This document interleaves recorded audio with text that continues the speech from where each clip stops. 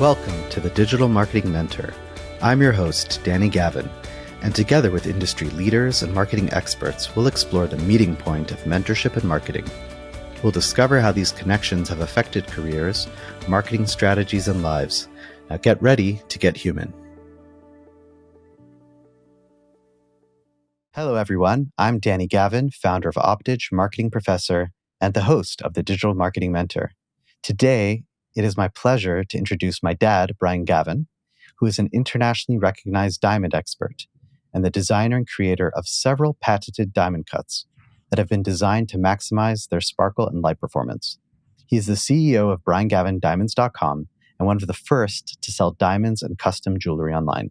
Today, we're going to discuss his mentorship journey and the process of what goes into creating new products. How are you? Well, son, this is a little unusual, but glad to be here. So I'm doing great. I hope you're doing great too. I am. And it's really special to have you on today because obviously a lot of the success that I've had and all the opportunities that I've had in my life is due to you and my mom. So it's really special to have this conversation today. I'm glad that I could be some kind of mentor. Yes. The mentor of the mentor, right? Right.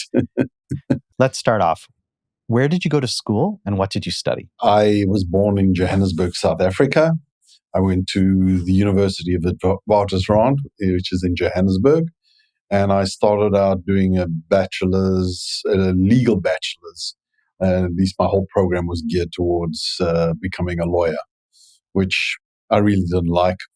No creativity for me. After 2 years, I left South Africa and I went to live in London, England. I went to Central London College and did marketing management in London. That's the sum of my education besides all the years in high school and etc. So obviously, we're going to talk about how you went into the diamond industry and how you paved that path. But looking at school and sort of your educational opportunities that you did, and we could even throw the Army in there because I don't know if people know, but you actually were in the Army as well. As that was a requirement at the time in South Africa. What experiences would you say, both inside and outside the classroom or the Army, were most impactful in directing your path? Well, let's just start with the Army. I don't think that was it wasn't something that I really enjoyed or I really wanted to participate in. It was a strange time in South Africa and never ever felt comfortable, but I had no choice besides being a deserter and leaving the country. After I finished my studies in London, I came back to South Africa and actually went to the Army. I can't say that there was any mentorship in the Army that really taught me something that was valid. I think the only thing it taught me was how to get out of everything. Even though I fulfilled a role and did what I had to do, I think that my high school education was really an impressive role in my life, especially in leadership roles. I think that's where I learned a lot of teaching others and having the reward of seeing their success in what they did.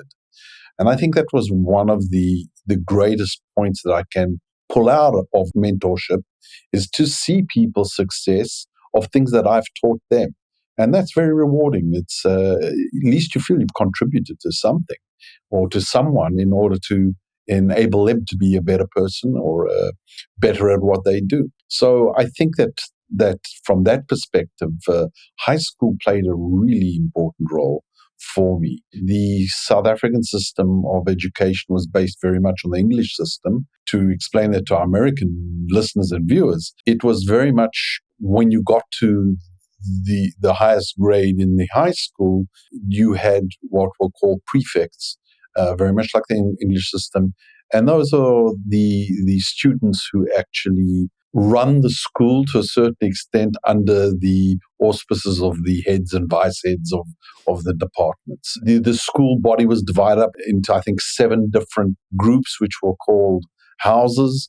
And those we participated in sports, in dramatics, in debating, which I partook in all of those and became leaders in all those fields. It was great. I mean, from that perspective, it was a great education.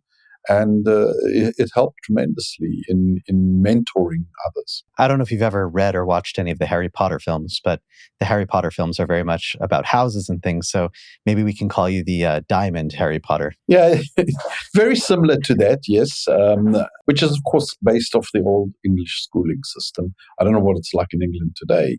It still exists in schools in South Africa. I mean, I think it nurtures leadership. It allows those who have something to offer to filter to the top and to be additive and participate in the success of leadership.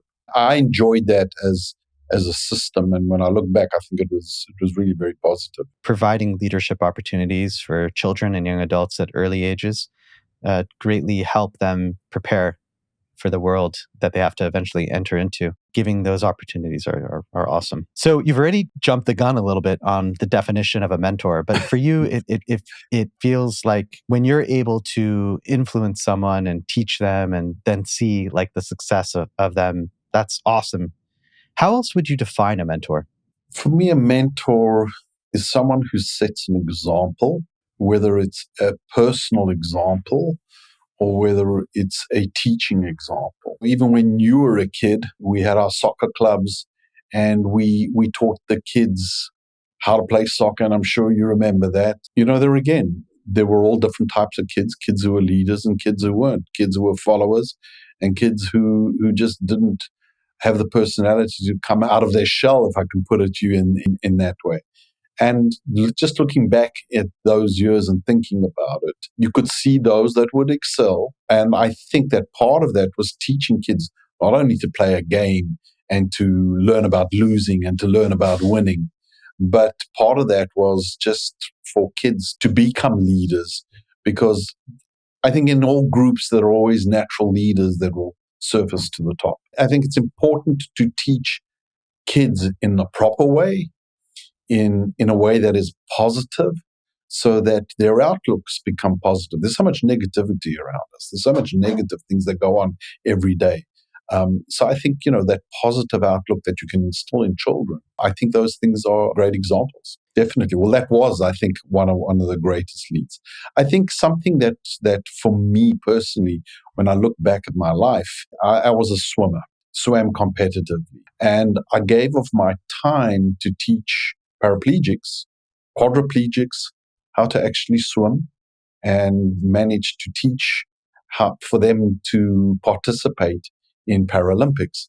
And I think that was also one of the most rewarding times that I can really remember, because those people I taught became coaches themselves. The area that those participants participated in, definitely their whole teams or their future teams from where I was, their future teams definitely benefited from my teaching them and them teaching others, and then being able to coach others and to improve their swimming. Difficult, of course, but very rewarding to know that my input generated definitely a lot of positive things out. When I say my input, somebody mentored me. So it's just passing of the baton, I would say, and passing the baton in a good way. Yeah, and I have fond memories, even growing up, where even at our own house, I remember sometimes we had someone who was unfortunately paraplegic coming to our pool and you actually helping them, swimming and kind of providing that therapy. So it's amazing that that's something that you did as a young adult, but then also brought that further in life. Now let's talk a little bit about the mentors in your life. We've discussed often that both your father and your grandfather were both significant mentors and influences in your life. Why don't you share with us a little bit why that was the case? My father was an interesting guy. He was an amazing jazz musician. He was an electrician by trade, but was a diamond cutter for a living purpose. The electrician by trade was because he always wanted to be a dentist, but he left school just after the war and he went to become an electrician in order to help his family. His family had emigrated from Belarus. It was part of his way of helping them. The reason why the diamond cutting was because he married your grandmother, my mom, and their family were in the diamond business, in the diamond cutting business as such. And before the war, they left Holland and they came to South Africa in order to teach people how to cut and polish diamonds, because diamonds had been discovered in South Africa, but there wasn't the infrastructure of cutting and polishing, very much so. It was on a much smaller scale. Most of the rough material went to Belgium and to Holland.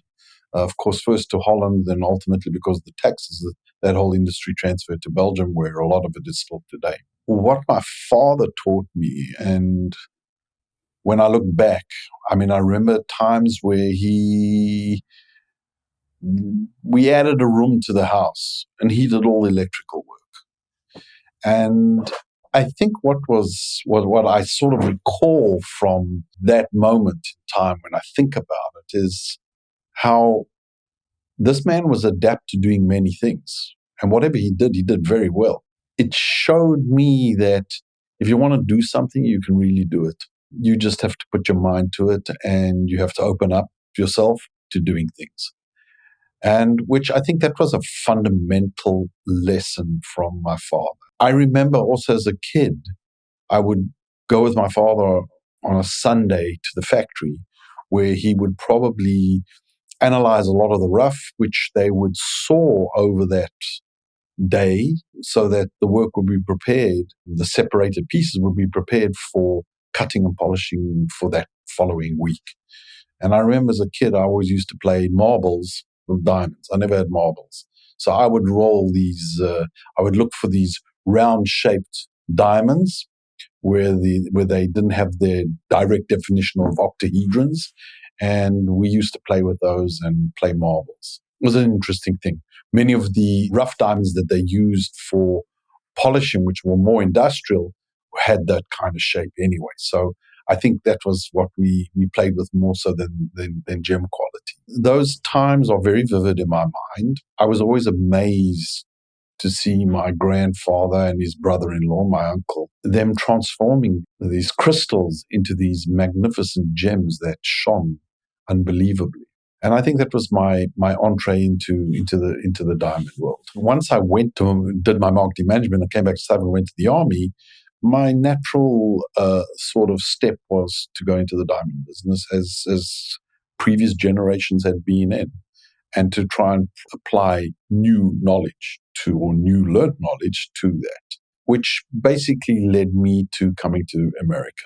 I came to America, and I suppose it's like any immigration story, but I don't want to get into the immigration story, but let's talk about mentorship. I can't think of anything very, very specific, but I looked up to my grandfather, he always set good examples. He was always well dressed. His haircut was perfect, his nails were very carefully manicured, and he was always so presentable, even though he was a man who was working with his hands, of course with his mind too, but it was, that hand labor of cutting and polishing. So those things really sort of sink deep inside of me. Of course, always his comments. Not that I can think of anything really specific at this moment, but he always had a witty crack for me. So I just think the overall, when I look and think about him, his overall presence was very commanding in that sense, and very powerful for me. And of course, my father taught me a lot. I spent a lot of time, and to your grandfather, I was very close to him. Many, many interactions. Positive, negative, like anybody else, but I think he left a sort of indelible mark of perfection on me. I'll never forget when he put the faceplate of a light switch on, and I saw how carefully, when he finished screwing the plate back on, he lined all the screw heads in the same direction. And I said to him, Dad, why are you doing that? He says, because that's the way you finish a job, with perfection. And he said, it takes just as long to screw these screws in and leave them, or to straighten them so they look great to the eye.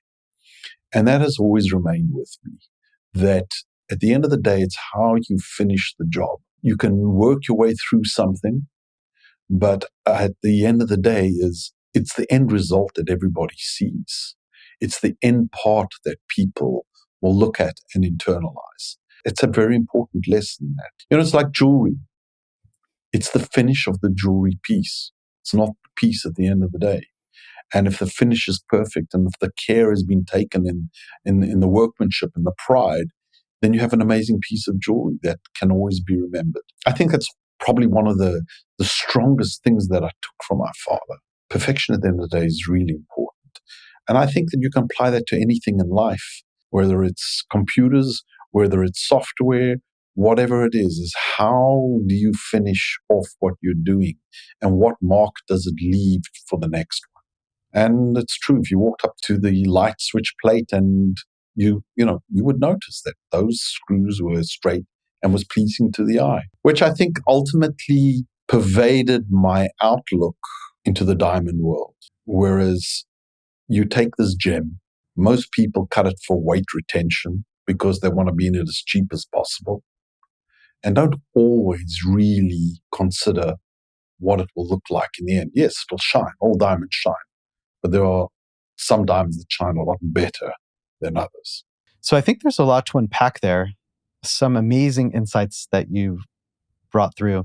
First of all, the fact, like the early story about your dad, like being able to do whatever he could. I've always had the question coming to the United States when you left, right? You're in your mid-20s with your wife, a young child, leaving South Africa and coming to the United States.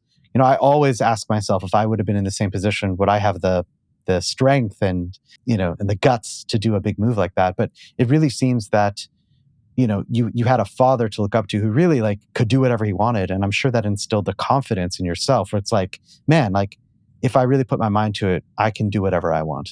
Yes, I mean there was a lot of trepidation. We were going to a foreign country. Yes, we spoke a similar language. We could understand, so that wasn't a problem. But the quest of the unknown for everybody. And I know my father had left and lived in Canada for I think 3 years or something like that, and then went back to South Africa to marry your grandmother. I think that was some of the strength, that we can do it. There were certain things that were promised us were in getting here, which never panned out.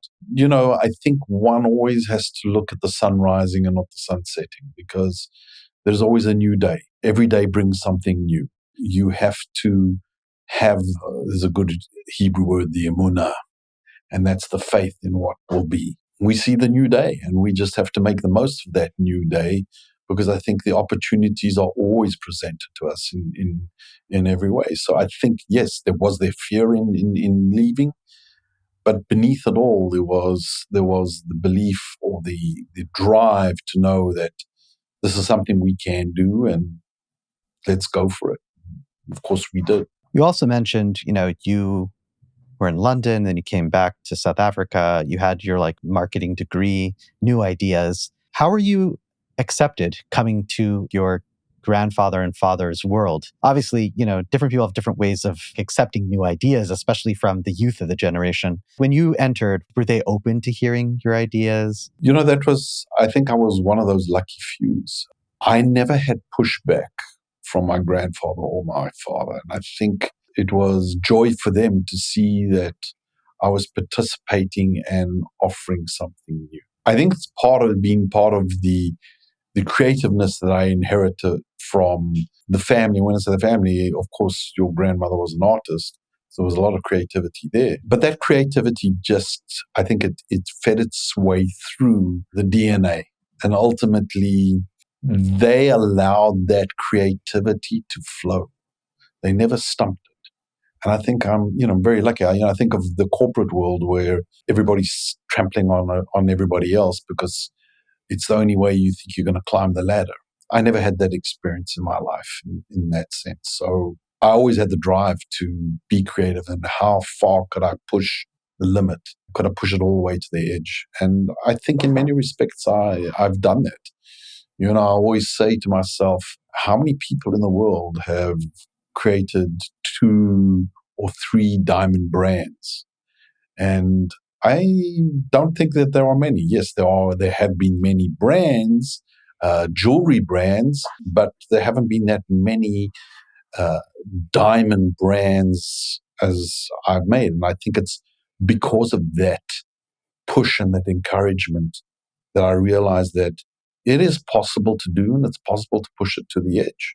And they've all been successful. And no matter how, in what way you would like to measure them, but I think they've all been successful.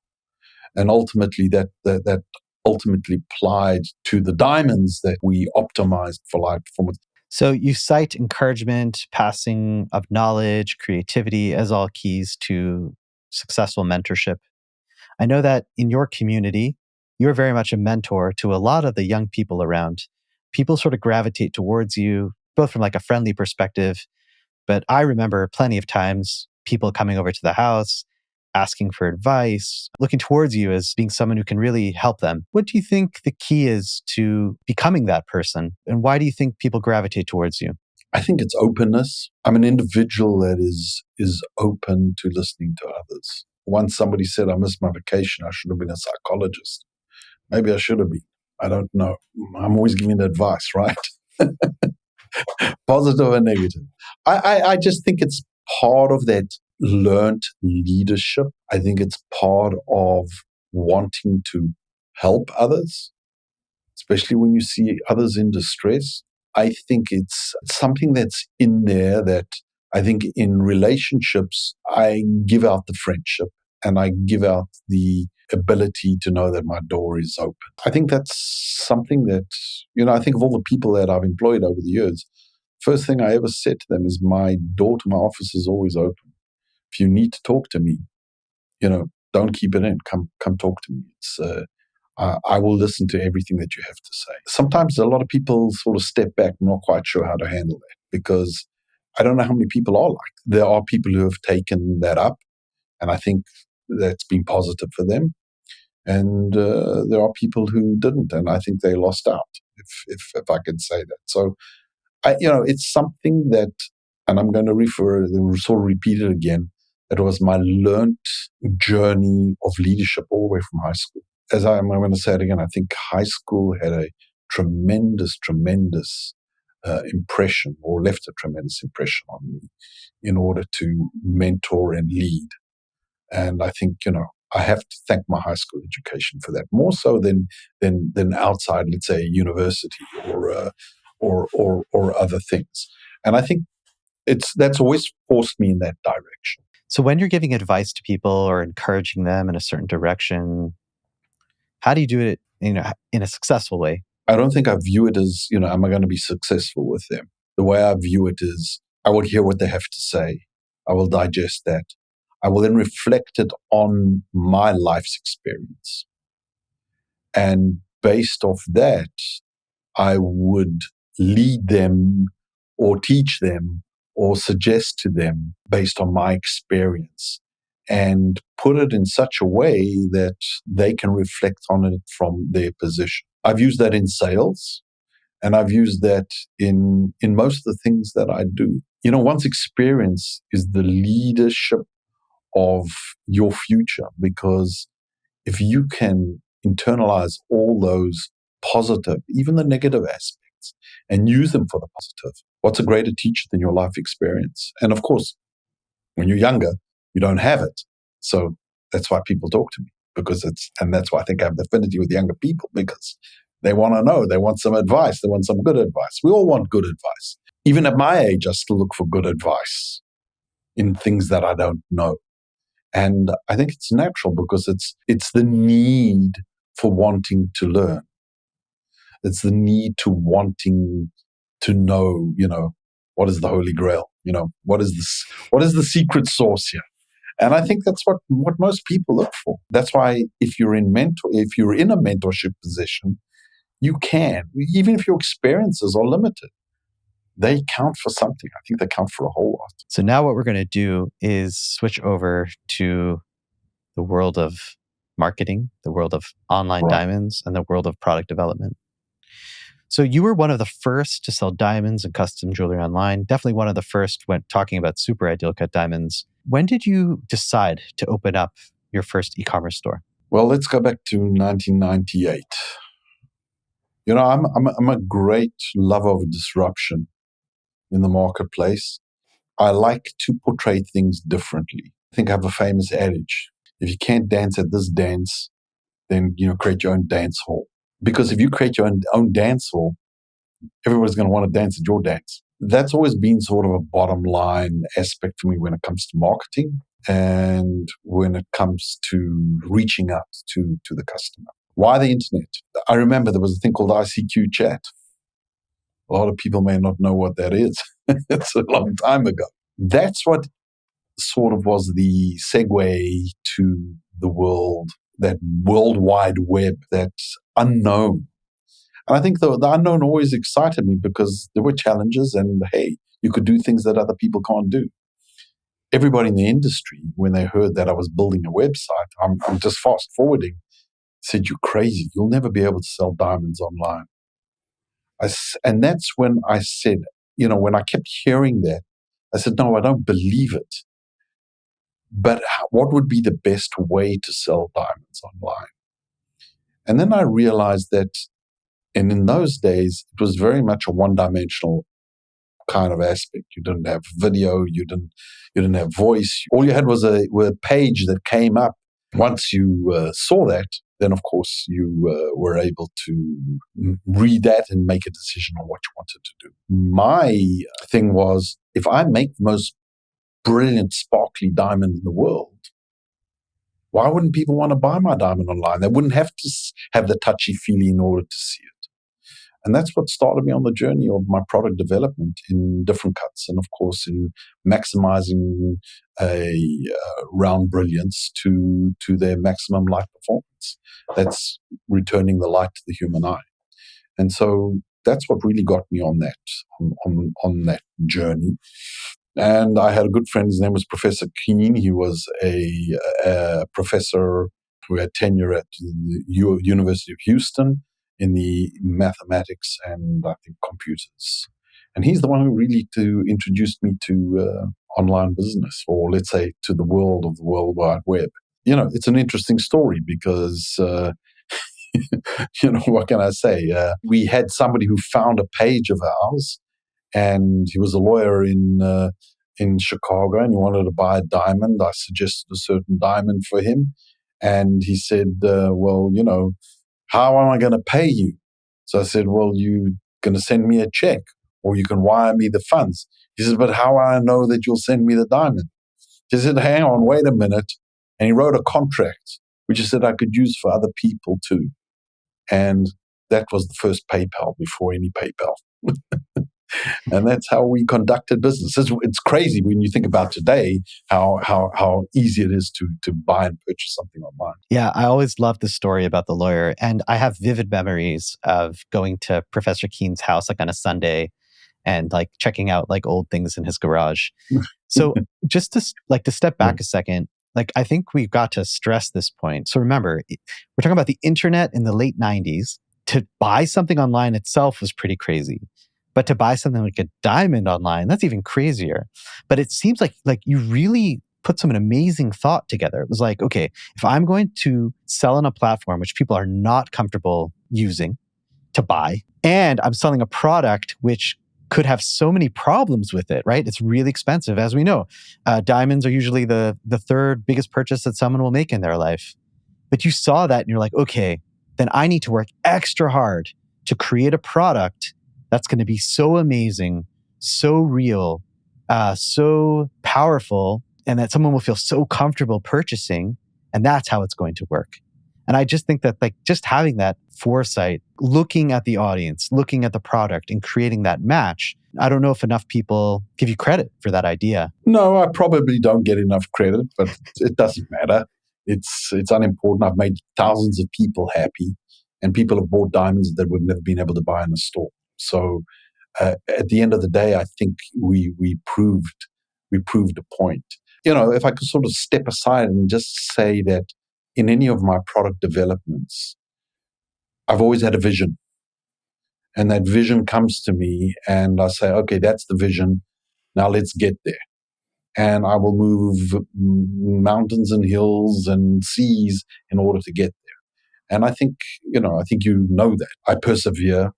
I think it's my OCD part where I will just keep going at it until I crack the code. I think that's been the story in many respects. So where do you get your ideas for new products? You mentioned vision, but is it something that develops after looking at trends, public interest, or is it really just like you receive inspiration naturally? Like you're listening to really good jazz music and it's like, oh, like that's the next thing. I think the latter, as you say, is really more of what happens to me. It's those quiet moments, or I'm thinking of things that all of a sudden these ideas pop into my head. I can't say that it's I'm one of those idea people that I'm looking at trends. This is what's going to be the next thing. No, I don't do that. I think there are quiet times. There are times at moments where they're not quiet, but all of a sudden I remembered something and something pops in my head and say, wow, that's a new direction. I play on my gut feeling, if I can put it that way, more so. And yes, I think about, how can I improve? How can I improve? What can I do? But a lot of the key successes that I've had in certain product is bing, that idea. I love that drawing of the little globe above the light bulb above a person's head. I think that's what happens, and I don't think it's something. I think this happens to anybody who's in a creative field, who has to rely on saying, "What can we do better? What can we do that people will like? What can we do that's new?" And I think that's what really happens. Yeah, I think people are kind of born with it. You can learn how to be creative, but sometimes, some people just have that gift and that knack, which, thankfully God blessed you with and gave you those tools to really ideate and think outside of the box. I want to talk about one of your most interesting product developments, although I wouldn't say this is what you're known for the most. But I think it's pretty cool to talk about Brian Gavin Blue or diamonds with blue fluorescence. Typically, diamonds with blue fluorescence had a stigma for a long time, a lot cheaper, and so on and so forth. But came along one day and you're like, ooh, we're actually going to take something which for years or maybe even decades was known as something bad, and you flipped it on its head and made it into something good. And I think when everyone heard about that and like, oh my gosh, this guy's genius. Why don't we think about it? So let's talk about a little bit about, Brian Gavin Blue and marketing diamonds with blue fluorescence. There again, it's about differentiation. And it's at which dance are you dancing at? Are we going to dance at their dance hall or are we going to dance at my dance hall? And that was very much the case. As time went on, the internet became more competitive. People started reverse engineering what we did and trying to copy us.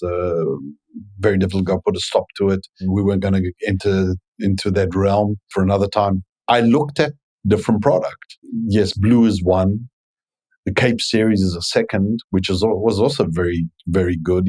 And what I mean by Cape series, there's all the lower colors in the diamonds like MNOPQ, which are yellow tints. It also gets a bad rap, especially in America. In the Far East, yellow diamonds are especially large ones, are purchased. But as far as blue is concerned, he has an interesting aspect of a diamond, which I said, let's look at the positive sides of these stones. Why do people give them a negative rap? We know that it's unique. You walk into a nightclub and bling, all of a sudden your bling's really blinging and it's got a blue shine to it, which is amazing. I always find it amazing in diamonds that they fluoresce different colors. And I just said, look, we can evaluate the stones as long as there's no negative effect, because many diamonds that do have blue fluorescence suffer from a milkiness, especially in natural daylight. But we filtered out our stones very carefully to make sure that that wasn't the effect. We trademarked blue. We own the word blue, believe it or not. And we have blue for our blue diamonds. And as you know, it was very successful, and people used to line up to buy blues. We couldn't find enough material in the market to deliver those blues half the time. It's like I said right at the beginning of this talk, you've got to look for the positive things. Can you take these positives and build them into something that people can enjoy and that people can gain something from? And I think that's very much the story of blue, without getting too technical about it, and is still has been very successful in that sense. And it's a very neat term. So if any of your listeners want a blue diamond, they should buy it. And we're not talking about the color. We're talking about its fluorescence, its natural fluorescence. it's a wonderful thing to have. And it's always had a bad rap in the industry, and it's because it's an easy way to put somebody off of buying a certain stone. And it's not necessary, because blue diamonds, they should trade for more than they do. Before we wrap up, we'd love to know your top 3 cars. I know you're a huge car enthusiast and you're still working on getting your orange or yellow Porsche, but what would be your top 3 cars? Porsche was always a 911 or a GT3 RS has always been a goal of mine. I'm not quite sure whether I'll own one. It's much easier to own it as a screensaver. I don't have the maintenance problems. But yes, I happen to own a 2016 Mitsubishi Evolution. That's an amazing little car, and it falls in upright with them all. So I would say my Porsche. I love my Evo, and maybe a Ferrari. I don't think that I have to really own one. I enjoy the magnificent engineering of these things. I enjoy the promotions of them. I enjoy what goes into them more than actually saying, well, because I think once you've driven one, that's it. You don't have to own it to drive it anymore. I think it's more about its design, its thought process, where they want these things to be. And I just think it's sad that, I'm a traditionalist, as you know, and eventually all these gas engines are going to come to an end, and these wonderful sounding vehicles will disappear from us, and we'll just have battery packs. And when your battery pack goes out, you have to stop. So what are you currently working on? What is your next big project this year? I got involved in an area that most people said I would never. And of course, in many respects, I said I would never. And that is in lab-grown diamonds. My aspect of lab-grown is, okay, so you have material. Doesn't matter how much you polish away of it, because it's not expensive. So it's more about the perfection and the light performance of those stones. We've taken our patterns and applied it to rounds, to our cushions, and we'll work our way down in experimenting and trying to apply it to other cuts as well and develop new cuts. And I think that's where we are at the moment. I think technology is changing tremendously. I don't know if my age is keeping up with that technology change, special artificial intelligence. It'd probably be nice to either hand this off to somebody else ultimately, or have some more young blood in the business itself to push it forward, because it's a great company. It has great products. It has very unique products, and I think it doesn't get the kudos as it should. I mean, it doesn't get amongst a small minority, but I don't think that amongst the big market as such. But, as I say, our products like the Porsche and the Ferraris of the world. So it's not for everybody. And so I don't look at it to be the McDonald's of the world. No, that's the sort of direction that I'm pushing myself because of the age that I've reached. And I still have a lot to give and still a lot to do. But ultimately, I think we will sort of direct it in that sort of pathway and give all those customers who own a Brian Gavin special piece a future. And I think that's really where my head is at the moment. Well, you're definitely no stranger to TikTok, as you are a little bit of a TikTok star these days, and hopefully we'll see more of that. But where else can the listeners learn more about you and your business? What I always say is just, you can go to briangavindiamonds.com, or you can go to briangavin.com, or you can just Google Brian Gavin, the diamond cutter. There's many years, more than 22 years of data and information about what we do and how we do it out there. And all you have to do is search for that name. And I think that people were able to see, as you say, Facebook, Instagram, TikTok, finally. It's all there. LinkedIn, if you want. But it's all there. And I think people can learn. And I think they can learn to appreciate what it is to have an amazing diamond that performs second to none. Wonderful. Well, Dad, thank you so much for being a guest on the Digital Marketing Mentor. And thank you, listeners, for tuning into the Digital Marketing Mentor. Can't wait to see you next time. Well, thank you for having me. And I hope that your mentoring will be mentors for others to mentor. Thank you for listening to the Digital Marketing Mentor podcast. Be sure to check us out online at thedmmentor.com and at the DM Mentor on Instagram. And don't forget to subscribe on Apple Podcasts, Spotify, or wherever you listen to your podcasts for more Marketing Mentor magic. See you next time.